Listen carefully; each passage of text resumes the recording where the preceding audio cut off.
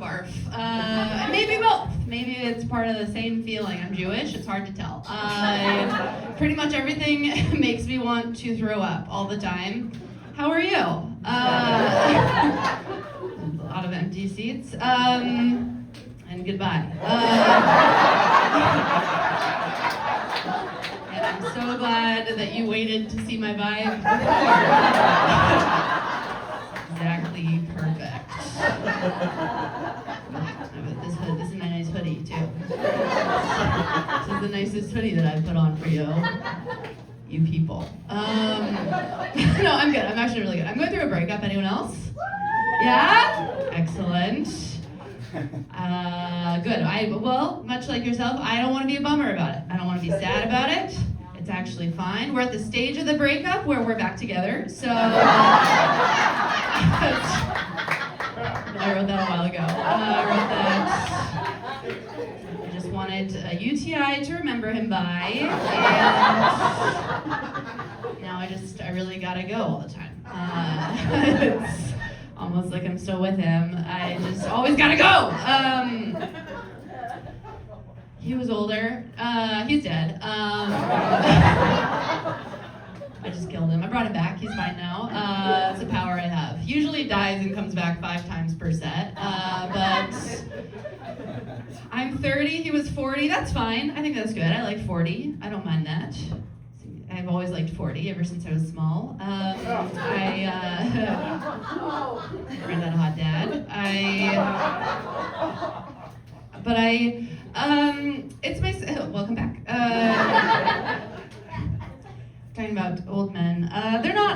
He's middle-aged. I like when their dicks don't work anymore. It's my favorite age for men. I just think it's a good, I feel like that's a good, it works, but it works like freelance. You don't really know what it does. I just feel like when a man's dick stops working, that's when he's like, so, what's going on with you? You know? It's just nice. I'm like, actually a lot. And he's like, that's perfect, because I'm unemployed, so it actually worked out really well for a while. We got to have breakup sex. Does anyone like this? Probably, yeah, no one, just me. You ever tried jerking someone off while weeping? Not like an uncle way, just in like a don't be weird. You got weird. I just wanted our last hang to be like fun, you know? He was like, we were having sex, and he was like, you can take a break to cry, which that's how you know you're like crushing it. And he was like, you can stop now. And I was like, no, I'm a little cum slut. And then he was like, please stop. And then that was our last fight, was him just coordinating the end. Which that kind of felt like a Jewish goodbye, a little bit. It's like, maybe this is how we all left Russia once. Just really sad little hand jobs. That's the name of my novel.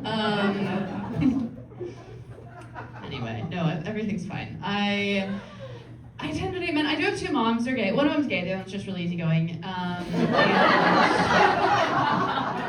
And the other one's like, I'll just eat whatever you're eating. I don't really give a shit. And my mom, so my mom gives me advice dating, but I think she confuses men and lesbians, when she gives me advice. This is something my mom said. She was like, maybe you'll meet a nice man volunteering. I was like, yeah, you're actually just thinking of gay women. And then she went, okay, fine, what about volunteering with pit bulls? I was like, yeah, it's actually just gayer women. With more dragony dildos. I feel like that's more dragony dildo territory. It's a very specific reference to Alameda, but I'm alone for a while. I do have 2 moms. One of them is 80. She looks 90. And she's had a life. My butch mom, she's 80. She recently quit drinking, which is exciting because now I can have a good childhood. I'm like so stoked for middle school. She did quit drinking, but she like had a stroke first, so it's like a little late to be like super proud. And it's good. I don't know, but like some people get sober like young and they like start running. My mom just like got sober old, and now she's like, I think I'm ready to die.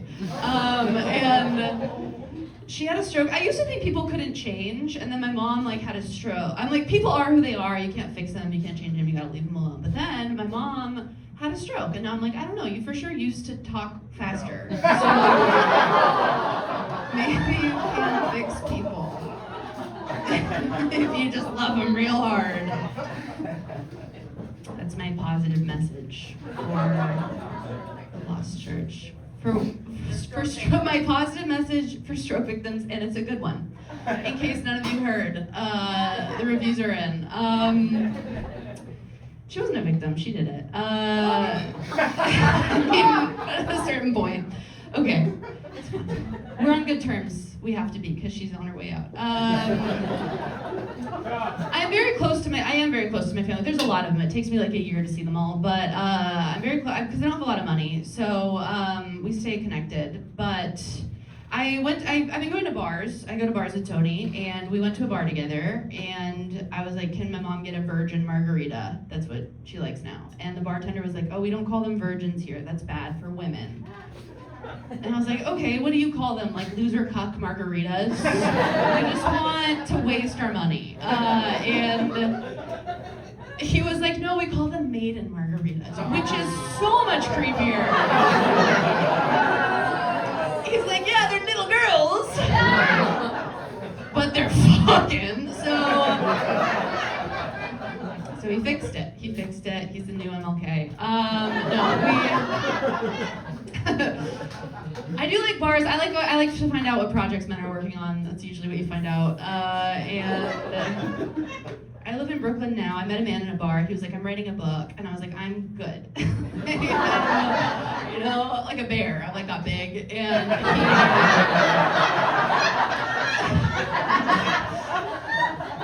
you play dead, you get big. I don't know what kind of bear he is. He's a little man.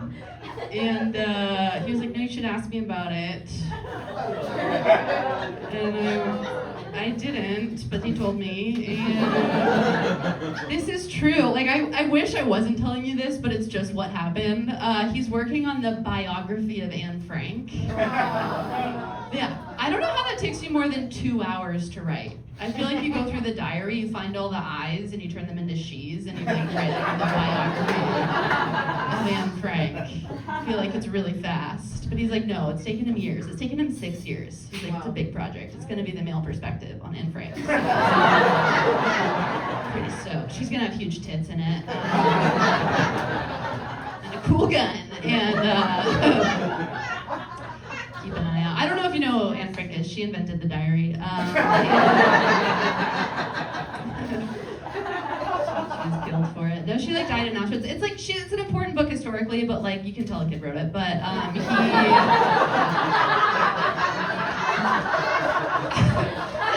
It's a kid's book. So he's fixing it.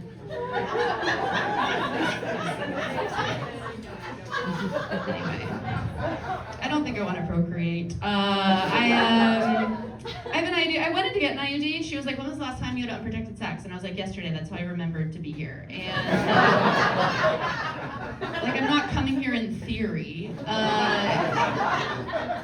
And then she was like, well, I don't want to give you an IUD because if you are pregnant, it could like terminate your pregnancy. And I was like, oh, so like a BOGO?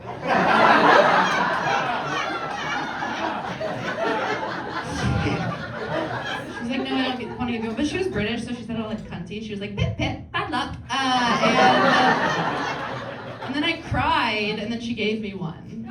So science is real. I have 2 IUDs. I have one in the front, one in the back, just to be safe. Wherever it's moist. I'm dating these old men, they can't see, so wherever it's moist, cover it. Okay, all right, thank you guys. Thank you so much.